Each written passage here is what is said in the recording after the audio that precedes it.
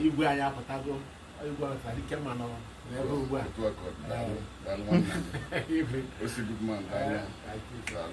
ndewonu ụmụnne m ndị Igbo ndị ọma njem ọnụ, ekelekwa m unu. Ebe nsi ewetara unu ozi a bụ n'ụlọ ozi ndị Sim.si ha Asịrị FM. Aka m bụkwa nwanne gị nwoke 042 Solex, onye akụkọ ụwa. Ihe onyonyo a ị ga-ahụ n'iru ebe a bụ ozi nke anyị si na steeti Lagos wee nweta, nke gbasara otu nwanne anyị nwoke onye nke anyị kwurula okwu ihe gbasara ya na peji a na chanel a ugbo ole na ole, bụ Chief Fred Nwajiagor, onye nke ama dịka eze ndị Igbo ọnatara dike mma nke mbụ na Jawo Estate na Lagos, bụ onye nke ndị gọọmenti steeti Lagos kpụrụ kpọchie kamgbe Eprel afọ 2023. Ozi nke anyị na-enweta ugbu a bụ na ndị gọọmenti atọpụla ya bụ nwoke, bụ onye nke ha ji eji kamgbe ihe na-achụ afọ abụọ ugbu a. Dịka anyị ga-enyo anya na ya bụ ihe onyonyo na nkenke oge, ebe ọ nọrọ wee kelee ndị Igbo niile bụ ndị gbara mbọ, ndị jere ije ụkwụ dị na ya na ndị tinyere ọnụ n'okwu kamgbe ahụ akpụrụ ya kpọchie ma rute ugbu a atọhapụrụ ya. O wee na-akọwa na ihe doro ya anya bụ na o nweghị ihe ọbụla nwere isi gọọmenti ga-asị na ya mere, nke butere ha ji wee kpụrụ ya kpọchie kamgbe afọ abụọ gara aga, bere sọsọ na ya bụ onye Igbo na ya kwukwara maka ihe mkpagbu nke a na-akpagbu ụmụnne ya na steeti Lagos. O wee sị na nsogbu adịghị na ya bụ mmiri ezochala wee gbachaa. Ogologo kwa dị mmanụ ka mgbede, ya mere ọ ga-aka maka iburu oche gị kpụdobe nso ma nọrọ ala ka anyị anya na ya bụ ihe onyonyo ma nụ n'olu ya bụ nwanne anyị nwoke bụ Chief Fred Nwajiagor, bụ eze ndị Igbo na Jawo Estate, bụ onye nke kasị n'ụlọ mkpọrọ na steeti Lagos wee pụta. Ya mere a sịla na Solex si kama lere onyonyo ya, ma tupu anyị enyo anya na ya bụ ihe onyonyo, nwanne m nwoke nwanne m nwaanyị, biko wetụkwara m obere ndidi. Ụmụnne m, chetakwanụ akwụkwọ a m gwara unu na ndere bụ akwụkwọ ụmụaka, akwụkwọ nke m nọrọ ala chebe echiche ọfụma ma kwụọ aka wee dee ya, ịkụziri ụmụaka anyị otu esi agụ asụsụ Igbo. Ya bụ akwụkwọ bụ akwụkwọ nke m kpọrọ Uchenna, nke na-akọ akụkọ nwa mgbenye ama dịka Uchenna na-enweghị nne ma o nweghị nna, otu o si wee si n'ụkọ bilie bụ ọgaranya site n'ige ntị ndụmọdụ ndị okenye. Ya bụ akwụkwọ ga-akụziri ụmụaka gị ụzọ ihe abụọ. Nke mbụ bụ otu esi agụ asụsụ Igbo, maka na edere m ya bụ akwụkwọ n'asụsụ Igbo ma deekwa ya n'asụsụ Bekee, nke bụ na peji ọbụla ịsapere na ya ị ga-ahụ ebe edere n'asụsụ Igbo ma deekwa ya n'asụsụ Bekee, bụ na nwa gị gụwa ebe edere n'asụsụ Igbo, ihe ọbụla ọ na-aghọtaghị, ole anya ebe edekwara ya na asụsụ Bekee ọ ma ghọta ya. Nke abụọ wee bụrụkwa na ọ ga-ekụziri nwa gị uru ọ bara ige ntị ndụmọdụ ndị okenye. Ya mere ọ bụrụ na ị chọrọ ịzụrụ nwa gị maọbụ ụmụaka gị ya bụ akwụkwọ, ọ dị available on Amazon. Aga m etinye Amazon link na ngalaba okwu ihe onyonyo a, bụ nke ọ ga-abụ ịkpatụ aka obube gị na Amazon ebe ị ga-azụ ya bụ akwụkwọ. Ịbakwa na Amazon, ọ dị ụzọ abụọ ị ga-enweta ya bụ akwụkwọ, nke ama dịka ebook ga-abụ ịzụọ ya, ọ ga-abata na ekwentị gị makwanụ ekwentị nwa gị ahụ ị chọrọ ịzụrụ ya, maọbụ tablet ahụ o ji agụ akwụkwọ maọbụ o ji egwu egwu, ebe ahụ ka ọ ga-abata bụ ebook ya. Ma ọ bụrụkwa na ị chọrọ inweta nke ama dịka paperback, bụ nke ị ga-ejide n'aka, nke nwa gị ga-ejide n'aka, ị ga-azụ nkwe ya na ya bụ Amazon ma tinye adreesị gị, ewetara gị ya ebe ibi. Ya mere ọ bụrụ na ị chọrọ ịzụrụ nwa gị ya bụ akwụkwọ, gaa na ngalaba okwu ihe onyonyo a ka ị hụ Amazon link m tinyere ebe ahụ, ebe ị ga-anọ wee zụọ ya bụ akwụkwọ. Nkwa m na-ekwe gị bụ na akwụkwọ a bụ akwụkwọ ọ ga-abụ ụmụaka gị gụchaa, ha bụ ihe ga na-enye gị nsogbu wee na-asị gị, dadi mommy, Solex o deela akwụkwọ ọzọ. Ọ dị mma, ka anyị gaa na ya bụ ihe onyonyo nke anyị ji maka ya wee bịa. Ndị Igbo n'ụwa niile ekele m unu.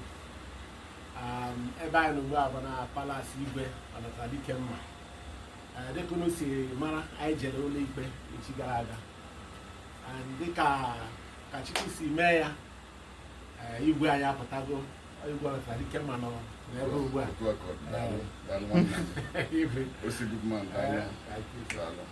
So anyị ji m ohere a na-ekele unu ndị niile nyere nkwado site n'ego, ndị jere ije, ndị kpere ekpere. A na-ekele unu ka ọ dị ukwuu. Taa ka m sikwa na-ekele ndị otu dịka ndị Igbo, grupu ndị Igbo niile dị iche iche, ọgbakọ ndị Igbo dị iche iche, ndị dịka ndị ndu ndị Igbo, ndị nzukọ ndị Igbo, Igbo Amaka Ofu Obi, ndị ọka ekpere ndị Igbo, Igbo speaking community, ọhaneze ndị Igbo, ọtụtụ igbo ọgbakọ ndị igbo niile awụ obi aṅụrị na igwe anyị gbara mbọ hụ na ọ pụtara. Anyị jere ihe gbasara igwe ya jee ya jesi ike. Anyị bidoro n'isi ọrụ ihe aṅụrị ego dara ya bụ ihe enweghị n'isi taa. Igwe nọzi na palasị ya, obi dị m aṅụrị ịhụ ya, ịbịakwa ebe anyị ikele ya taa. Akọghị echi ka a hapụrụ ya, abịazie taa sị ka m kwere ya bịa kele ya, mekwa na ụmụ igbo unu gbara mbọ. Nke dị n'iru ka akwa ahụ maka anyị na-aga ime nke a na-akpọ celebration. Ya bụ celebration ọ ga-akpọtụ akpọtụ, onye ọbụla akwadowekwa maka anyị ga-akpọtụrụ unu. Igwe biko nwere ihe nwere ike ịgwa onwe igbo ma ndị gbara mbọ nye aka. Yes, His Imperial Majesty Igwe Fred Nwajiagụ, Igwe Ọnọta Dike Mmụọ nke izi na Ajawa Steeti Oshobi Solo. Ekene ka m na-enye ndị ọgbakọ ndị Igbo, people like Osi Goodman, Evangelist Ekene, and the members and the others. Mmadụ erike, mmadụ bara ụba, ndị nwetara ego, ndị chere iji ọba, ndị tụtara alụ maka na onye ọbụla nwere ụlọ ọba. Ndị gbọrụkọ ana m ekene ndị ka ndị Igbo n'ụwa niile. Ọ ya adụrụ na mma na eke, dụrụ mma na oye, dụrụ mma na afọ, dụrụ mma na nkwọ. A sị m na a na-alụ ofu onye olu azụ, olu niile ka a na-ala azụ. Ha bata na ụmụnne m achọrọ ka analụ nwa bụ Igwe Ọnọta Dike Mmụọ azụ. Na-ekene ụnụ njiri opportunity a n'oge dịka gawa na-agwụkwụ na mwa His Imperial Majesty, I am back to my kingdom in Ajawa State. Eze mba na-ababatagwụkwọ again. Nwa Igwe Fred Nwajiagụ, ama m na o nwere much nkọmiti, o nwere onye ndị na-elu nwunye bụrụ nwa ya zuru m ori agbara m ama. All because the blood of Igbo man is running in my system, and I'm a lovely Igbo man. Ọ na ụmụnne m gbakọtara m iwe a na-emebe atụrụ na mma. Mgbe kwuo okwu sirapụ ndị Igbo ka a ṅụọ mmiri tọgbu ụkọ na nwere ibe ndị Igbo mere. Na mafọ reason eji a na-agba shọpụ ndị be anyị ọkụ, na-edestroy our properties, na-adabeghị ihe ndị be anyị, na-egbu ndị be anyị na nkịtị na-abụ. Ọ na mmadụ anụrụ na mmadụ nọ na anyị na ndị Yoruba bụ nwanne. Anyị na na-anụgharị nwaanyị na-emewere iwe. Udo na ọrụ Yoruba niile na-emewe all the towns enwere na Yoruba. And anyị nwabụ ndị Igbo were second class citizen. Ndị Yoruba bụ their first class citizen. Gbanwe ana nnaba, anyị naba ara azụ anaba. We are developers. Anyị na-edozi obodo edozi. Anyị ara agafe awa bandịrị ebe nyere anyị ka anyị na-ewere, anyị na-akwụ ụgwọ wee welu. Mgbe na-ekene ndị Igbo, na-ekene ọha na eze, ndị na-ejere n'ikpe, ndị na-etiri jere ije ọkpa, ndị niile tụrụ alụ ka nsi ya pụta. Chineke nna n'ọdịnala nke Isiagụ na Anambra steeti, ọdịnala nke ndị Anambra, ọdịnala nke Imo, ọdịnala nke Abịa, ọdịnala dị n'ala Igbo wee kwadokwa wee pụtakwa wee na-achịkwa back to my kingdom. Ọ na-abụ mmadụ kwuchie Chineke kwumesi ya, anọ uche mmadụ na-eme, uche Chukwu na-eme na ọrụ uche mmadụ. Ana m ekene ụlọ Osi Igbo, ana m ekene ndị Igbo, na-ekene kwesịrị na ege. Asị m na ụwa ọzọ mma apụtakwa onye Igbo ka mma ahụ. Ọ adịrị ndị Igbo mma na eke, dịrị anyị mma na oye, dịrị anyị mma na afọ, dịrị anyị mma na nkwọ. Ndị Igbo daalụ nụ. Igwe nnọọ. Daalụ. Daalụ. I'm grateful. Daalụ. Yeah, nwanne m come now. Why is it Left. very happy to see you. Yes, sir. I'm the one looking outside since I am going to make up. Very happy to see you, sir. Thank you. Welcome back, sir. Yeah, thank you.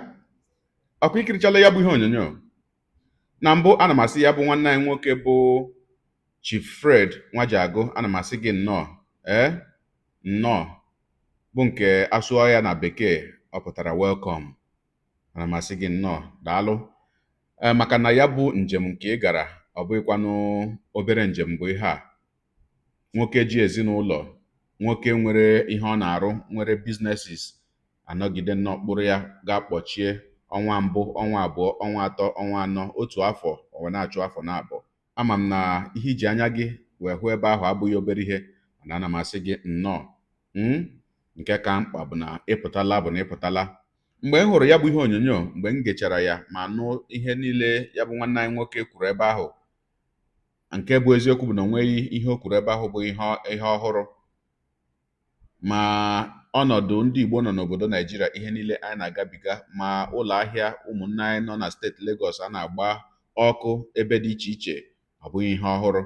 Ma ya bụ nwanne anyị nwoke, ihe bujekwara na ya ebe ahụ bụ ịhụnanya o nwere n'ebe ụmụnne ya nọ, na dịka o si wee na-emetụ ya n'obi na mkpagbu a na-akpagbu ụmụnne ya na steeti Lagos. Mana unu ahụlanụ ihe ọ gabigara maka ya bụ ihe. Wee na-asị ya bụ nwanne anyị nwoke daalụ. Wee na-asịkwanụ Chineke nna nara ekele onye dupụtara gị ebe ahụ. Amabụghị m onye Igbo na mbụ, amakwanụ m na ọtụtụ n'ime ndị Igbo ndị marala maka okwu gị amabụghị onye Igbo na mbụ, na-abụghị mgbe ya bụ okwu dapụtara. Wee na-asị eze ndị Igbo na Jawo Estate, eze ndị Igbo na Jawo Estate, mgbe ahụ ka ọtụtụ n'ime anyị bịaziri chọwazie na-ahụzi foto gị ma malite na-etinyekwa ọnụ na ya bụ okwu. Mana Chineke nna nara ekele na ya bụ mmiri ezochala ma gbachaa. Mgbe m nwetachara ya bụ ihe onyonyo, kirichaa ya ma gechaa ihe ya bụ nwanne anyị nwoke kwuru ebe ahụ, o nwere ụfọdụ ihe nke m bịara na-anụ.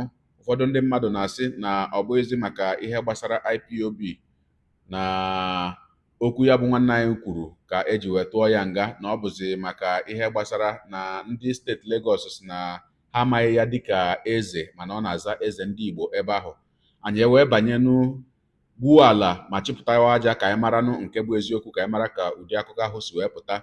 Wee mechakwanụ hụ ihe yiri ya bụ akụkọ n'akwụkwọ akụkọ ndị Channels, bụ nke anyị ga-agụpụtara unu ebe a ugbu a ka ha si wee dee ya. Ha sị: terrorism charge, court frees eze ndị Igbo of Ajao Estate, Frederick Nwajago. Justice Adesanya held that Lagos state government could not prove the offense of terrorism against him beyond any reasonable doubt. A Lagos State High Court sitting at the Tafawa Balewa Square on the island has acquitted and discharged the Ezendi Igbo of Ajao Estate in the state, Frederick Nwajago, on allegations of terrorism. Justice Yetunde Adesanya held that the prosecution, the Lagos state government could not prove the offense of terrorism against him beyond any reasonable doubt. The court, however, found him guilty of parading himself as a titled chief in Lagos, contrary to the Oba and Chiefs Law of Lagos State, an offense for which he was consequently sentenced to 1 year imprisonment without an option of fine. But Justice Adesanya held that since Nwajago has been in the correctional center for over 2 years for the alleged offense while the trial lasted, he would be allowed to go home as he has already served more than the jail term stipulated for the offense. Unu ahụla ka ya bụ akụkọ si wee pụta.